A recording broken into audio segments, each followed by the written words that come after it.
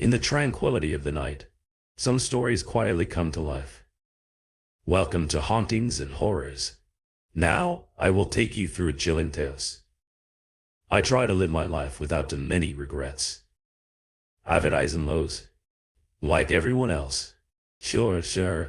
But I do what I can not to worry too much about what could have happened if it made a different choice.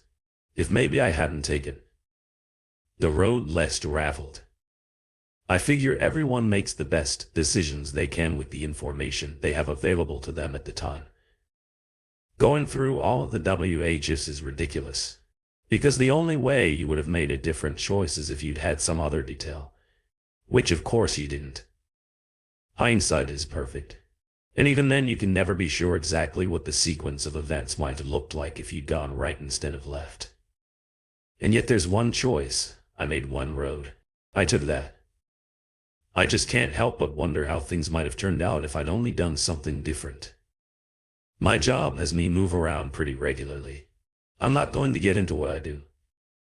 It's got no bearing on this story.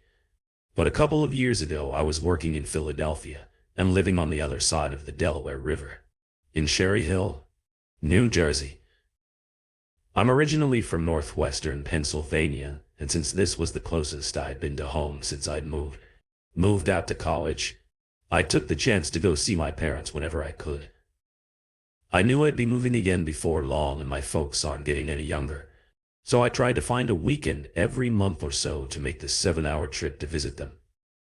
If I'd been thinking about it when I was looking for places to rent, I'd have probably tried to live on the west side of Philadelphia instead of in Jersey to avoid the traffic during rush hour. But by the time I realized it, the lease was signed and there wasn't much I could do. The drive to my hometown was pretty boring. Honestly, I take the Ben Franklin Bridge across the river, head up by 476 for an hour or so, and then embark on a long slog across basically the entire expanse of I-80, before another hour north on I-79 to Pennsylvania, where I'm from. The only variant in the drive was how long it would take me to get through Philly, because once I got on the 476 extension, I could typically predict my ETA within 5 or 10 minutes.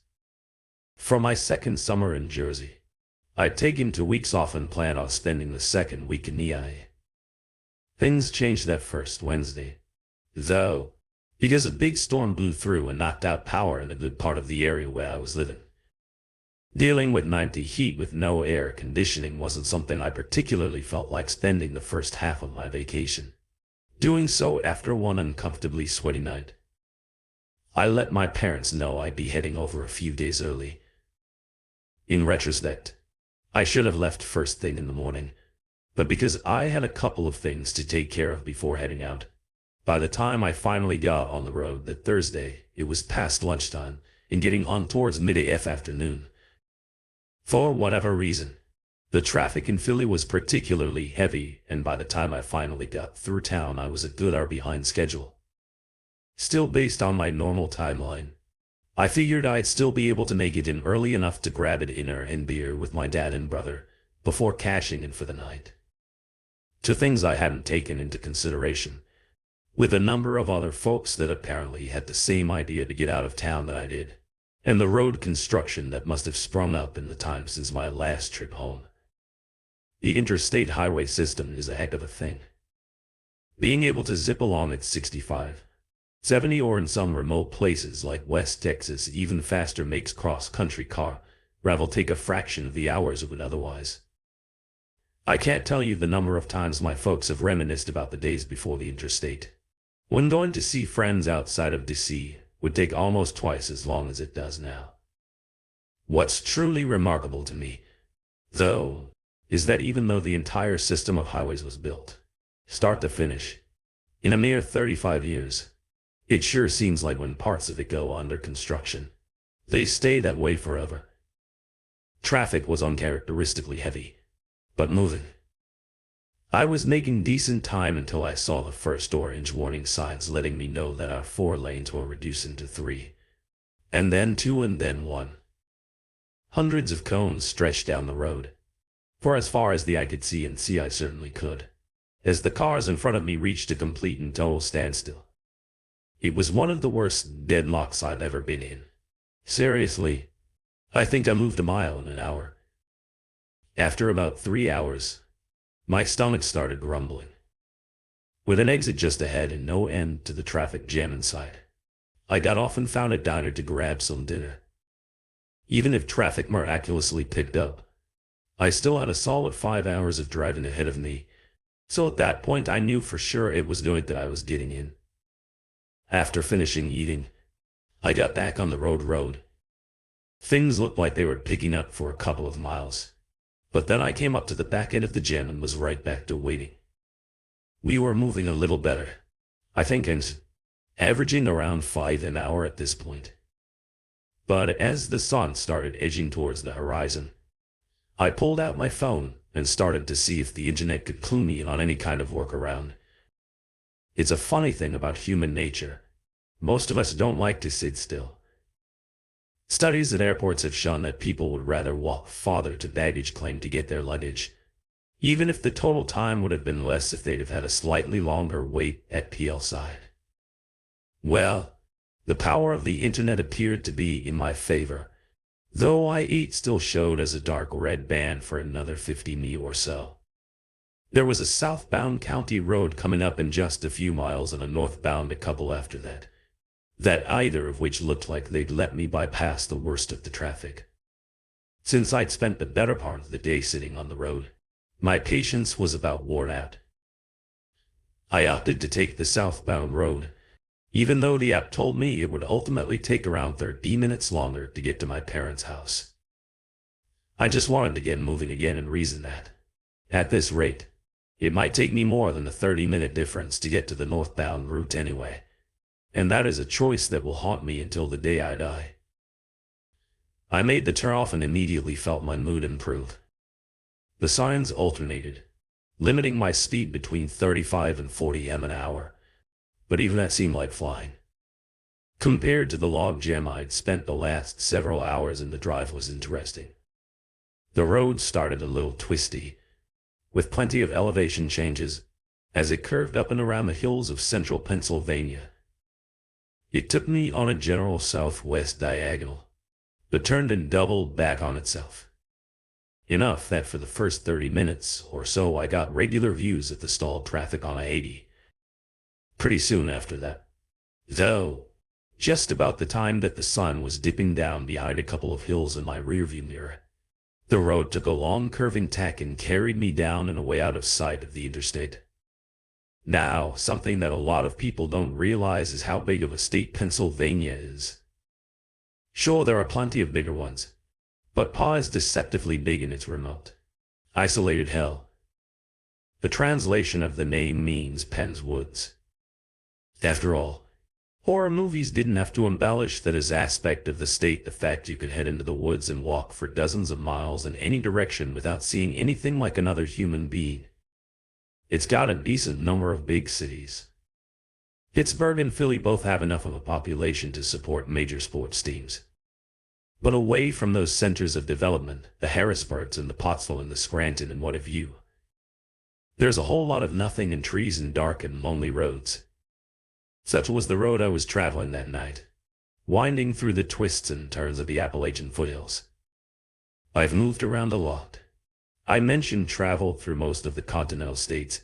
Anyway, I sometimes used to wonder, when I'd be driving along a patch of asphalt surrounded by only untamed wilderness, what it must have been like to construct such a road. What had it been like before men had intruded with our civilization and our machines? What had lived there? I don't wonder anymore. Not since that night when I went left instead of right. The way continued to twist back and forth, up and down. As I wound deeper into the foothills, the trees grew thicker branches from either side of the road, reaching over and almost touching, forming a natural canopy 20 ft up that blocked out much of my view of the sky and the stars above. I drove with my high beams on because the idea of streetlights had never entered the minds of whoever built this road. The painted lines were old and not well cared for, and I found myself gradually straddling the faded double yellow partition, running down the middle of the two lanes to keep some distance between myself and the trees encroached the pavement edge. I've never been a particularly good navigator. My parents used to say it was because I spent my childhood with my nose pushed into a book during car rid. But personally, I just think it's because I'm bad at it. So, despite there being no possible way I could be lost, as there were no other roads I could have possibly turned onto and gotten off track, I more and more frequently found myself checking my phone to ensure I was still on the right path, which is how I almost ran into the other car. My mind was wandering, thinking about the fact that my signal bars had dropped and remained at 0 for the last 20 minutes, and what implications that would mean if I should have some sort of emergency. I raised my eyes back to the road after the internet confirmed for probably the 20th time, but I was still good on my route choice, and after my brain took a beat to process that what I was rapidly approaching was a vehicle stopped in the middle of the lane and slammed my foot on the brake. I stopped in time, but not by much, with maybe 5 ft separating my hood from the other car's rear bumper. My heart was pounding in my chest as adrenaline surged through my body, but my fear quickly gave way to anger. Seriously, what the hell was this guy doing? Not only was he stopped in the middle of the road, but all his lights were off. If I hadn't had my high beams on, there was a good chance I wouldn't have seen him before. I was practically on top of him. Even if I hadn't been checking my phone, I could feel my pulse beating in the vein on the side of my neck. I'm not someone particularly prone to road rage, and after a couple of quick breaths, I managed to get a hold of myself. Not wanting to outright alarm anyone that might still be in the vehicle, I shifted into reverse and backed up around 20 ft, popping my hazards on. That was when I started noticing a few odd things about the stopped car, more than just the fact that the lights are around out. Of course, it was halted directly in the middle of the road, but that wasn't unreasonable. Since there wasn't any shoulder to speak of that, the driver could have moved it over too. The strange thing, though, was that all of the doors were open, those on the driver's side even crossing over slightly onto the oncoming lane, and upon further observation, I saw an item dropped out onto the rear driver's side door, something that appeared to be a child's stuffed animal.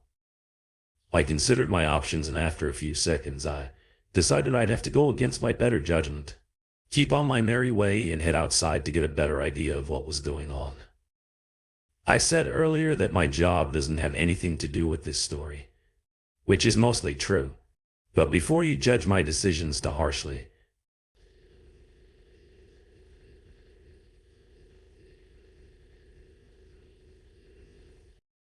an obligation to help people has been drilled into me over the years, and I'd seen enough things while deployed to feel that I could handle myself. And so I got out of my car but kept it running. I popped the trunk to grab the flashlight. I kept there and left my headlights on so I could see what I was doing. I looked up and down the road, hoping to spy signs of other cars approaching, but no luck. Hello? I called up to the other car as I cautiously started my approach, circling around to the left, towards the middle of the road, so I'd be able to get a look inside before I got too close. Anyone there? No answer. The beams from my headlights helped some, but there were still enough shadows to obscure the car's interior. Shining my flashlight easily determined that no one was inside, though I moved closer, stooping down by the rear door to pick up the fallen object off the ground. It was a child's toy, just as I'd suspected. A stuffed rabbit with well-worn patches showing signs of frequent love. I frowned. If the folks traveling in the car had hitched a ride with a passerby, they would have taken the rabbit, although the kid would have thrown a fit. I shut the rear door and moved up to the front. I put my hand on the hood and found it was still warm to the touch. That meant it couldn't have been here terribly long. I slid into the driver's seat to try and figure out if there was some kind of mechanical issue that would have forced the car to stop, and was startled to find a set of keys still dangling from the ignition, pressing the brake. I turned the key and the engine started right up, headlights and the dome light in the roof springing to life fuel loyal temperature battery. All the gauges looked dead, not even a check engine light. Curiouser and curiouser then I saw the purse in the passenger seat.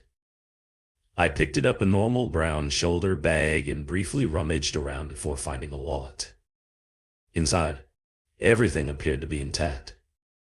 It had about 40 in cash, a couple of credit cards and a gym membership. The driver's license named the owner as Lisa, a pretty blonde that had just turned 30 the month before. A couple of pictures showed Lisa in staged poses, sitting on a blanket under a tree, the leaves of which were red and yellow.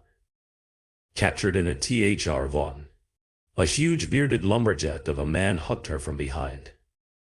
A small ponytailed girl with a goofy, overly exaggerated smile on her lap. I felt the hairs on the back of my neck stand up, a shiver running down to the base of my spine. Something was very wrong with this situation. I put everything back in the purse and returned it to the seat, turned off the car and got out, shutting the driver's door behind me. I pulled my phone out of my pocket and dialed 911, holding it over my head to try and get a connection. No luck. Cursing softly, I jammed the read end call button and moved around to the passenger side of the car. I played my flashlight around and noticed that some of the foliage at the edge of the road was bent and trampled like someone had walked through it. I didn't have enough woodcraft to be able to judge how long ago they might have passed, but even then I couldn't imagine Ariel for why they would have gone wandering. Shining my light into the woods, the beam only extended maybe 30 ft through the trees before being effectively swallowed by the greedy blackness. Looking at the flattened foliage, at the stuffed rabbit in my hand, then at the dark trees crowding maliciously, my thoughts steered back and forth between what I should do. Eventually I made up my mind. I've been trained to help people. It was hardwired into my system. There was a child somewhere in the woods. I raised my foot to take a step onto the beaten path. That's when a white flicker of movement entered at the very edge of my flashlight beam. It must have been Mary Walker. She was naked and walking, stiffly, unnaturally, her arms swaying out of sync with the rest of her body. She was like a marionette manipulated by an inexperienced puppeteer. More shapes came into view behind her, clawing, shambling along here the bearded man who must be Lisa's husband.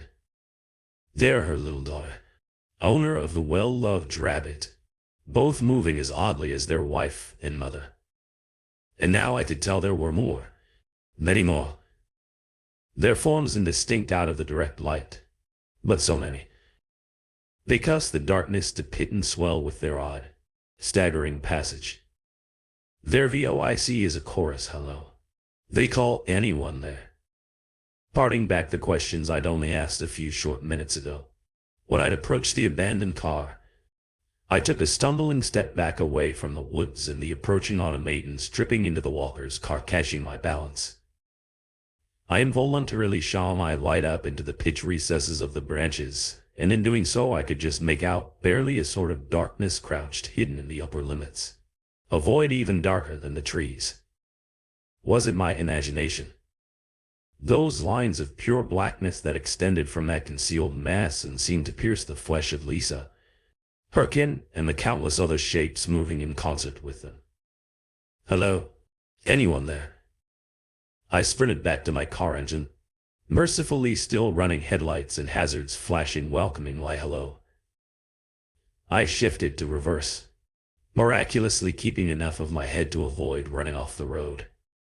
As I completed a three-point turn to anyone there, I chanced to glance in my rearview mirror. The pale form of Lisa stood halted just at the edge of the forest, where the trees met the road. One hand was raised beckoning me to return, or perhaps waving goodbye, her face a mask of confused sadness. I pressed the gas and drove back the way I came. I did not look back again. The rest of the trip was a fog. At some point after I made it back to the interstate, I called my parents, letting them know that I wouldn't be getting in until late. I drove on autopilot, the traffic jam having cleared. While I was off, I thought about calling 911, but I didn't. What would I have told them and to what end? There was no one left to be helped. I try not to go through life with too many regrets, wondering about what ifs. But this choice. What if I'd left earlier in the day? What if I hadn't stopped for dinner? Maybe I would have still gone left. Maybe I would have been there in time to help the walkers. Maybe I would have been taken by that black thing fishing in the dark. What if I'd done right? Would I still be ignorantly going through life, and knowing that there are other things out there?